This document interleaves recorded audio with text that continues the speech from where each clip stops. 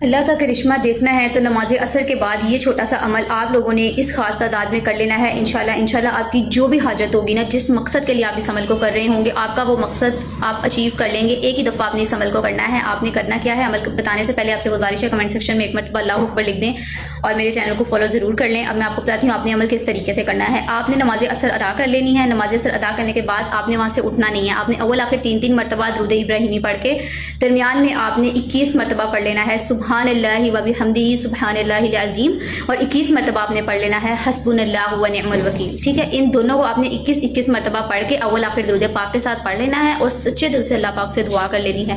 جس بھی پرپس کے لیے، جس بھی مقصد کے لیے آپ اس عمل کو کر رہے ہوں گے، ایک ہی دفعہ آپ اس عمل کو کریں گے، انشاءاللہ آپ لوگوں کو اس کا بہت زیادہ فائدہ ہوگا، بہت زیادہ پازیٹیو ریزلٹس آپ کو دیکھنے کو ملیں گے۔ یہ بہت ہی زیادہ جلالی قسم کا عمل ہے، اس کو آپ نے ایک مرتبہ لازمی طور پہ کر لینا ہے۔ اگر آپ پہ کوئی بھی پرابلم آ گئی ہے، انشاءاللہ وہ پرابلم سالو ہو جائے گی، کوئی بھی مسئلہ آپ کی زندگی کا وہ حل ہو جائے گا انشاءاللہ۔ جزاک اللہ۔